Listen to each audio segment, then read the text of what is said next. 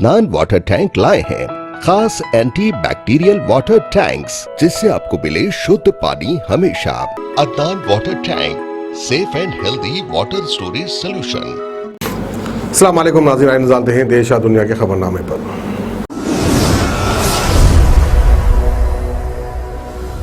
सच news के खबरनामे में आप सबका इस्तकबाल है। आज की सबसे बड़ी खबर आ रही है भारत बंद के लाइव अपडेट्स की तरफ से, जहां पे पंजाब हरियाणा में बिल्कुल रेलवे सेवाएं पूरी तरह से बंद कर दी गई हैं। भारत बंद के तहत दिल्ली की भी आसपास के कई इलाकों में प्रोटेस्ट हो रहा है। गाजीपुर के पास NH9 को बंद कर दिया गया है। हालांकि पुलिस ने इस रास्ते को बीच में खोला था, लेकिन प्रोटेस्ट की वजह से ये रास्ता दोबारा बंद कर दिया गया है।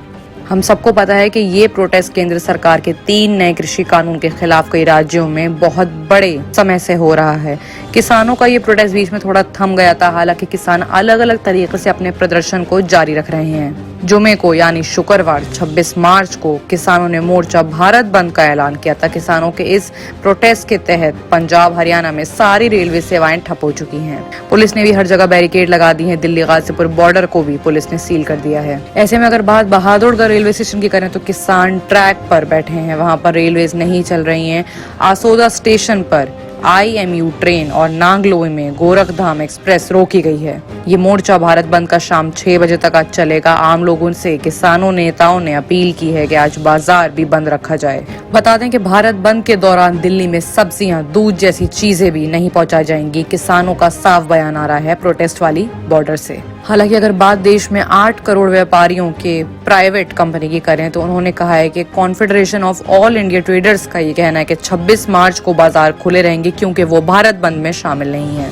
अब ऐसे में बड़े बड़े कंपनी ओनर्स की और किसानों की इस लड़ाई के बीच में जीत किसकी होती है, वो तो आने वाला समय ही बताएगा।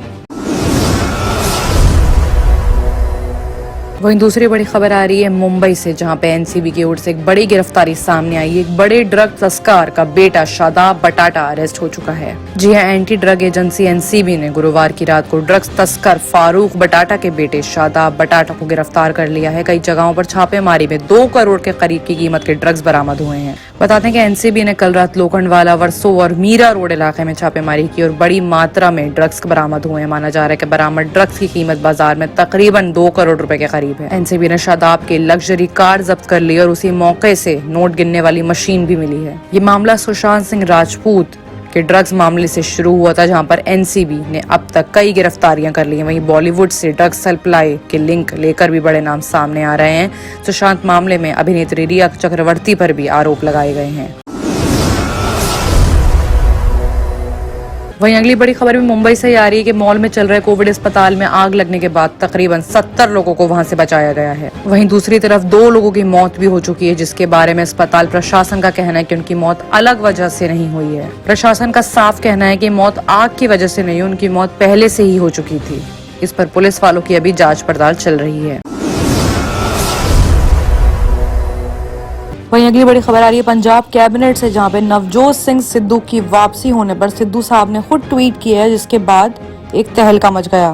कांग्रेस पार्टी के फायर ब्रांड नेता नवजोत सिंह सिद्धू की पंजाब कैबिनेट में वापसी पर अभी भी लोग सवाल उठा रहे हैं। वहीं इसी दौरान नवजोत सिंह सिद्धू ने खुद ही ट्वीट करके अपने दिल का हाल बयां करा और इशारों में कुछ लोगों को तंज करा। नवजोत सिंह सिद्धू ने ट्वीट करके कहा कि हमारी अफवाहों का धुआं वहीं से उठता है जहां हमारे नाम से आग लगती है। बात अगर सूत्रों की करें तो ये इस ट्वीट के पीछे का मकसद साफ नजर आ रहा है कि शायद नवजोत सिंह सिद्धू की पंजाब कैबिनेट में जबरदस्त और धमाकेदार वापसी हो सकती है। वहीं सूत्रों की माने तो ये भी कहा जा रहा है कि नवजोत सिंह सिद्धू के पार्टी के साथ जोड़े रखने के लिए ये एक अहम ओहदा दिया जा सकता है और ये अहम उप मुख्यमंत्री का भी हो सकता है। साथ ही में सिद्धू को बड़े विभागों की जिम्मेदारी भी दी जा रही है। लेकिन जिस तरह से नवजोत सिंह सिद्धू लगातार ट्वीट कर रहे हैं और इशारों में कुछ कहने की कोशिश कर रहे हैं, साफ जाहिर है कि सिद्धू की पंजाब कांग्रेस का आला नेताओं में नाम आने के पूरे चांसेस हैं।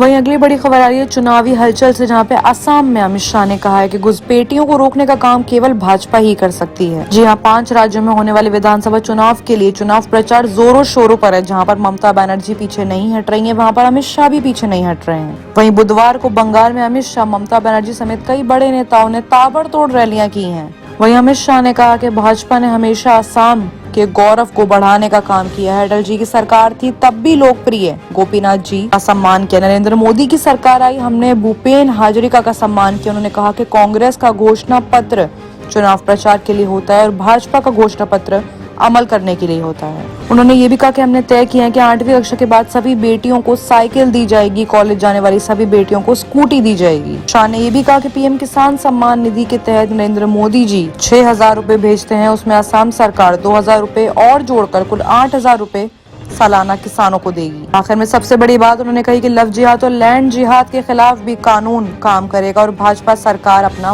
पूरा सपोर्ट देगी। आइए अब बात करते हैं इंटरनेशनल खबरों की, जहां पे सबसे बड़ी खबर आ रही है कोरोना वायरस की तीसरी लहर के बीच में, जहां पे देश में 20% से ज्यादा आबादी का टीका लगाया जा रहा है, वहां केस बढ़ने लगे हैं। पिछले 24 घंटे में अगर ब्राजील की बात करें तो रिकॉर्ड में 97,000 केसेस मिले हैं। 12 साल से कम उम्र के बच्चों के लिए फाइजर की वैक्सीन का ट्रायल शुरू कर दिया गया है। वहीं म्यांमार में अब तक सेना की क्रूरता नहीं थम रही है। फरवरी से तख्ता पलट के बाद अब तक 300 से ज्यादा प्रोटेस्ट वालों की मौत हो चुकी है। करीबन 3,000 लोग गिरफ्तार भी हो चुके हैं। उन लोगों में जिनकी मौत हुई है उनमें से 9 लोगों को तो गोली मारकर उनकी हत्या कर दी गई, जबकि 23 लोगों की मौत प्रोटेस्ट के दौरान हुई है। वहीं मंडले शहर में एक 16 साल के बच्चे की भी हत्या कर दी गई है। कुछ लोग घायल हुए हैं। इससे पहले मंगलवार को मंडले शहर में ही सेना ने 7 साल की बच्ची को गोली मारकर उसकी हत्या कर दी थी। वहीं उत्तर कोरिया में जापान भड़क गया है। कम दूरी से 2 बैलिस्टिक मिसाइलों को टेस्ट करने से पीएम सुगा नाराज हो गए। उन्होंने कहा कि ओलंपिक और बाइडेन पर ये दबाव बनाने की पूरी कोशिश की जा रही है। उन्होंने कहा कि हमारे देश और क्षेत्र की शांति सुरक्षा के लिए खतरा पैदा किया जा रहा है और ये सुरक्षा प्रस्तावों का उल्लंघन है। उन्होंने ये भी कहा कि राष्ट्रीय परिषद ने कोरिया पर बैलिस्टिक मिसाइलों के लिए बैन लगाया हुआ है। अगर इन परीक्षणों की पुष्टि होती है तो अमेरिका राष्ट्रपति जो बाइडेन के प्योंगयांग से जुड़ने के लिए एक साफ चुनौती देगा। बता दें कि कुछ हफ्ते पहले अमेरिका ने भी धमकी दी थी और कहा था कि अगर वो अगले 4 साल शांति से सोना चाहते हैं तो किसी तरह की गड़बड़ी ना करें। बाकी की तमाम खबरों के लिए देखते रहिए सच न्यूज। किडनी के अमराज से परेशान मायूस लोगों के लिए खुशखबरी। R&S यूनानी फार्मेसी किडनी और गॉल ब्लैडर स्टोन के खात्मे का जरिया। अब UNI स्टोन कैप्सूल्स के जरिए खात्मा कीजिए। No operation, no side effects, 100% result. सिर्फ UNI स्टोन कैप्सूल से मुस्तहिक लोगों के लिए खुसूसी रियायत। फिर से पथरी न होने का मुकम्मल इलाज। दर्द, कॉन्स्टिपेशन और पुराने कब्ज से निजात पाइए। आज ही तशरीफ लाएं। R&S यूनानी pharmacy, first floor, syndicate bank, Bahadurpura x road, Hyderabad. Contact 9703 939 436 9063 383760।